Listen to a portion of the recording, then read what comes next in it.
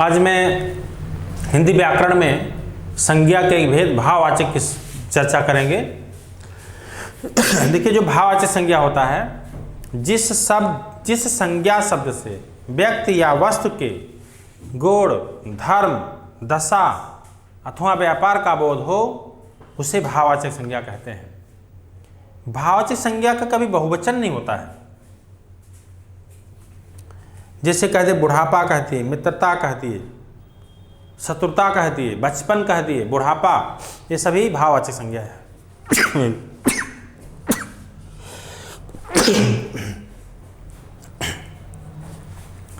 तो भाववाचक संज्ञा किसी संज्ञा शब्द के, चाहे व्यक्ति हो, वस्तु, गुण, धर्म, दशा, अगर व्यापार का बोध हो रहा है तो वहां भाववाचक संज्ञा होगा। जैसे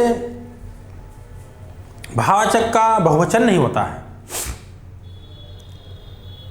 भाववाचक संज्ञा जो बनती है जातवाचक संज्ञा से बनता है, विशेषण से बनता है, क्रिया से बनता है, अव्यय से बनता है, सर्वनाम से बनता है। तो राष्ट्रीयता, मित्रता, मानवता, बचपन, बुढ़ापा, ये सब मनुष्यता, मनुष्यत्व, वीरता, पांडित्य, लड़कपन, ये सब भाववाचक संज्ञाएं हैं। राष्ट्र की भाववाचक संज्ञा चयन बोर्ड में पूछा गया था कि राष्ट्र की भाववाचक संज्ञा क्या होगी? राष्ट्रीयता, रंग से रंगत, बाप बपौती, गर्मी, सर्दी, कठोरता, सुंदरता, सब भाववाचक संज्ञाएं हैं। लेकिन आपको हमको ध्यान देना है, भाववाचक संज्ञा लिखते हैं, जिस संज्ञा शब्द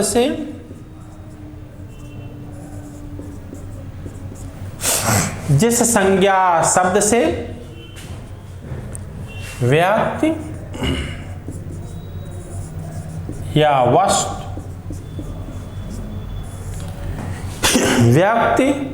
वस्तु के गुण, अब चाहे गुण कहिए या धर्म कहिए, या धर्म, गुण या धर्म अथवा व्यापार का बोध होता है,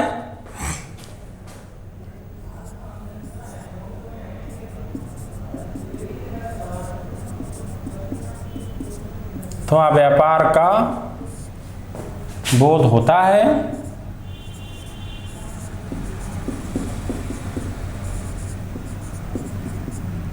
उसे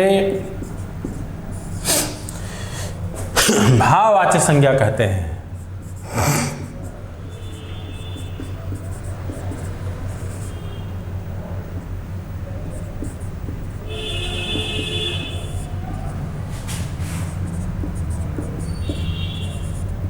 भाववाचक संज्ञा कहते हैं।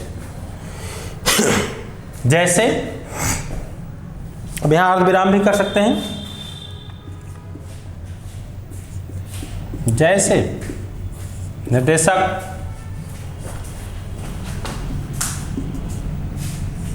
बुढ़ापा, बचपन, मित्रता, सुंदरता, ये जो भाववाचक संज्ञाएं हैं, इनका निर्माण भी होता है। तो देखना है हेडिंग, भाववाचक संज्ञाओं का निर्माण। हेडिंग हो गया। तो बुढ़ापा भी भाववाचक है, बचपन भी भाववाचक है, मित्रता है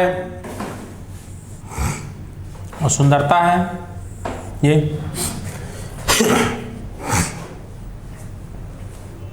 भाववाचक संज्ञा का बहुवचन नहीं होता है। इसे ध्यान देना है। किस संज्ञा का भाववाचक नहीं होता है? वह कौन सी संज्ञा है जिसका बहुवचन नहीं होता है? भाववाचक। अब भाववाचक संज्ञाओं का निर्माण, तो ये जातिवाचक से भी भाववाचक बनता है,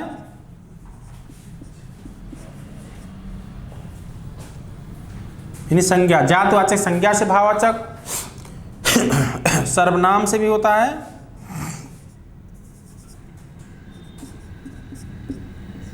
विशेषण से भी होता है भाववाचक। विशेषण से,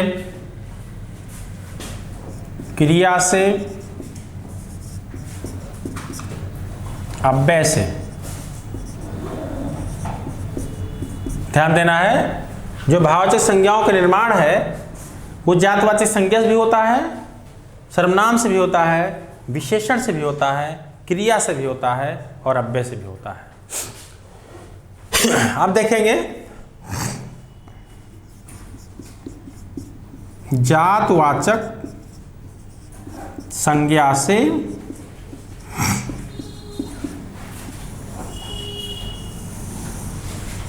भाववाचक संज्ञा,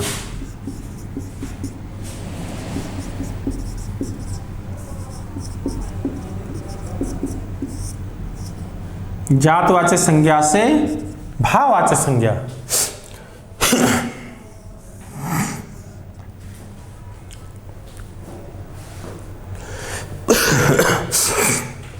तो जातवाचक संज्ञा से भाववाचक संज्ञा कैसे बनती है? तो देखना है, जैसे लिखा है बूढ़ा, तो बूढ़ा जातवाचक संज्ञा है, इसे जो भाववाचक बनेगा बुढ़ापा हो जाएगा, बुढ़ापा। जैसे मित्र है, मित्रता हो जाएगा। बच्चा लिखा है बचपन,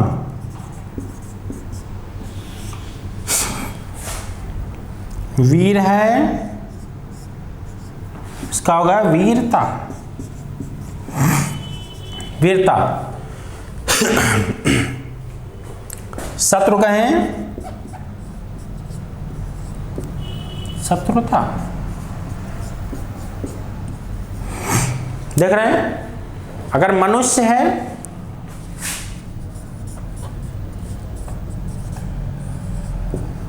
मनुष्यता,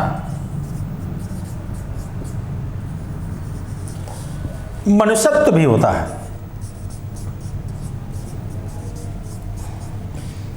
मनुष्यत्व कितनी इंपॉर्टेंट है कि दास है या दास, यहां पे भी नोट करते हैं, दास जातवाचक संज्ञा है, दास का दासत्व होगा, दासत्व। समझ में आ रहा है? जैसे लड़का है, तो लड़का जातवाचक है, इसका भाववाचक लड़कपन होगा, लड़कपन। राष्ट्र में को तो क्लियर नहीं है, राष्ट्र भी जातवाचक संज्ञा है, तो राष्ट्रीयता इसका भाववाचक होगा, राष्ट्र का राष्ट्रीयता। ये प्रश्न आ चुका है, टीजीटी चयन बोर्ड में 2009 में प्रश्न आया था कि राष्ट्र की भाववाचक संज्ञा क्या है? राष्ट्रीयता। अब जातवाचक से हम लोग जान रहे हैं, तो टीजीटी 2009 में पूछा गया था राष्ट्र की भाववाचक संज्ञा क्या है? राष्ट्रीयता। पंडित है, मान लीजिए शब्द है,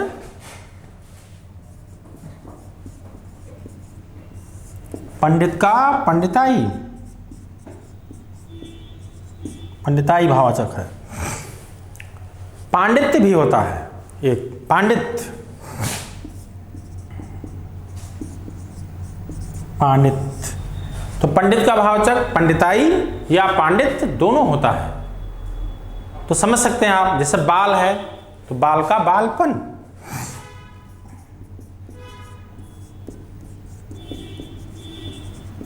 बाल का बालपन। शिव का शिवत्व।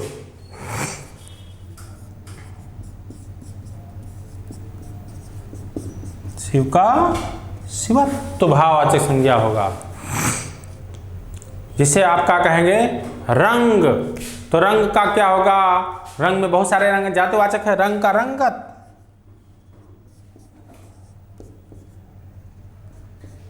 रंगत। बाप लिखा हुआ है,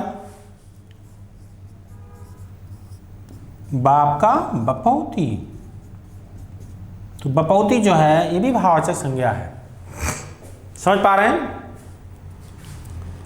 तो इस तरह के हमारे जातिवाचक संज्ञा से भी भाववाचक बने हैं। प्रश्न कौन इंपॉर्टेंट है, बूढ़ा, बुढ़ापा, वन डे एग्जाम के लिए भी इंपॉर्टेंट है, सिपाही दरोगा के लिए भी आ चुका है अधीनस्थ में ये भी।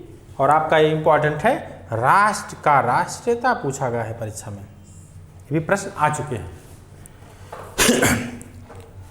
इस तरह अब हम विशेषण से भी भाववाचक संज्ञा बना सकते हैं, तो इसको मिटा सकते हैं।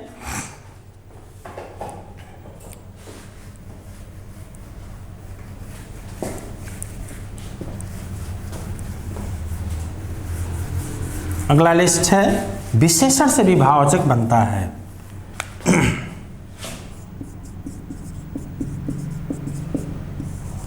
विशेषण से भाववाचक संज्ञा।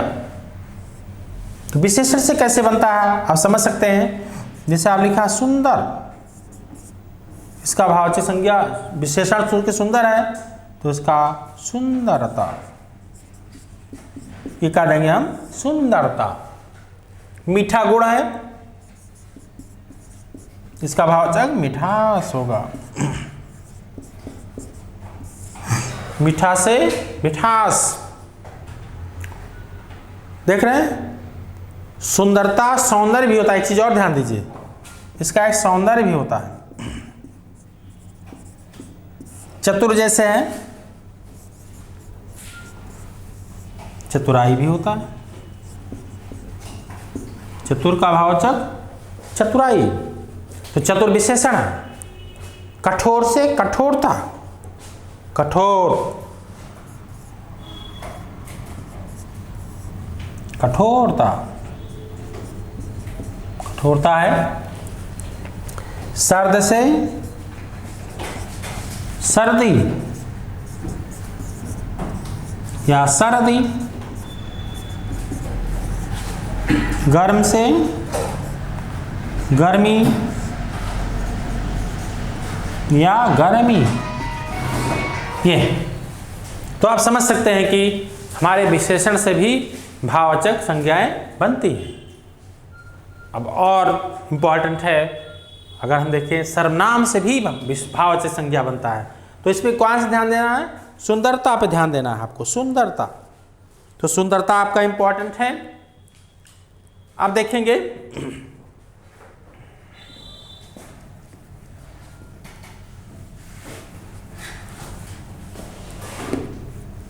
सर्वनाम से भी हमारा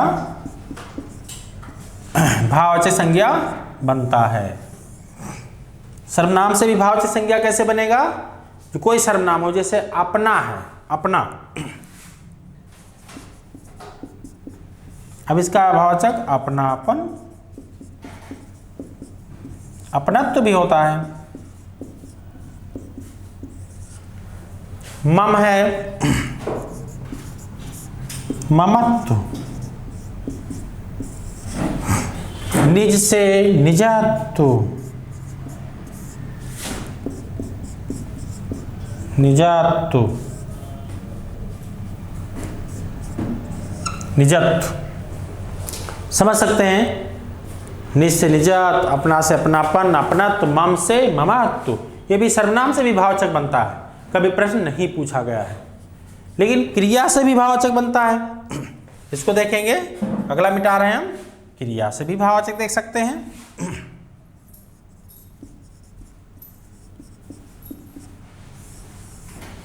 जैसे लिखा घबराना, घबराहट, घबराहट, समझ सकते हैं। घबराना से घबराहट, सजाना से सजावट,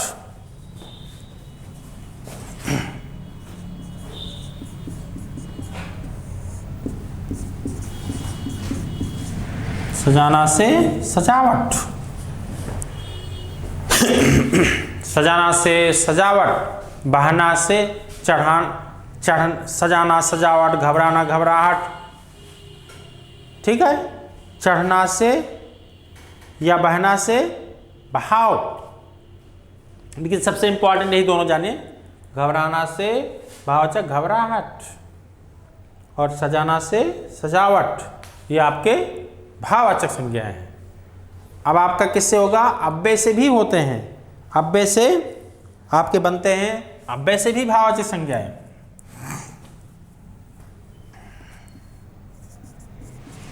अव्यय से भी भाववाचक संज्ञा बनते हैं।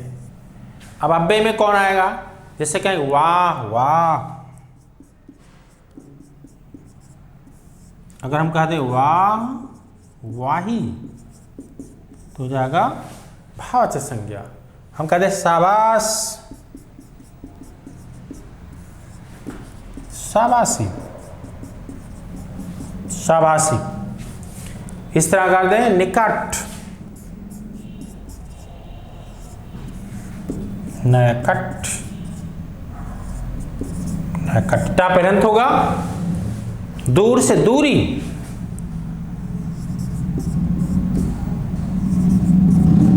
ये इस तरह के हमारे आपके परस्पर से पारस्पर भी लिख सकते हैं, वो भी आपका भाववाचक होगा। जैसे हम लिख कर दिए परस्पर, पारस्पर, ये भी आपका भाववाचक होता है।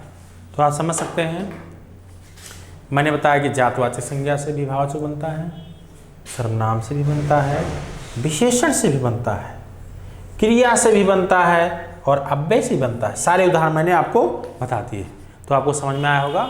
मैंने भाववाचक संज्ञा के बारे में बताया। व्याकरण है, धीरे धीरे पढ़िए, कोई जल्दबाजी नहीं। आपने वर्णमाला पढ़ा है, आपने विशेष वर्णमाला में संधि पढ़ा पूरा, फिर आप पूरा विराम चिन्ह पढ़े, उसके बाद आप जो है संज्ञा पढ़ रहे हैं। तो पूछा जाए हमारे देश में जयचंदों की कमी नहीं, जयचंदों कौन सी संज्ञा? जातिवाचक। आपका शहर, आपका घर जिस शहर में, उस शहर का नाम संज्ञा के किस भेद को सूचित करता है? कहेंगे व्यक्तिवाचक संज्ञा। नदी कहें कौन संज्ञा? जातिवाचक। लड़का जातिवाचक, लेकिन कहें पुस्तक जातिवाचक। गंगा व्यक्तिवाचक, गांधी जी व्यक्तिवाचक। हरिशन रोड, अशोक मार्ग व्यक्तिवाचक। हिमालय, पहाड़ों के नाम में हिमालय कह दें व्यक्तिवाचक। यमुना कह दें व्यक्तिवाचक। कुर्सी कह दें जातिवाचक। पुस्तक कह दें जातिवाचक। समझ पा रहे हैं ना? क्या है व्यक्तिवाचक संज्ञा? या संज्ञा क्या है? संज्ञा का अर्थ होता है नाम। किसी व्यक्ति, वस्तु, स्थान, भाव के नाम को क्या कहते हैं? संज्ञा।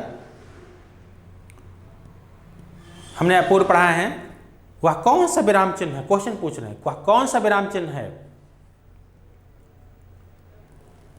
अगर जो कि त्यों किसी के कथन कहा जाए, किसी का कथन हो, जो कि त्यों कह दिया जाए, कौन सा विराम चिन्ह का प्रयोग करेंगे? कहते दोहरा उदाहरण चिन्ह। अगर हम द्वंद्व समास में किस विराम चिन्ह का प्रयोग करते हैं? योजक चिन्ह का। माता पिता लिखा है बीच में, कौन सा विराम चिन्ह है? योजक चिन्ह।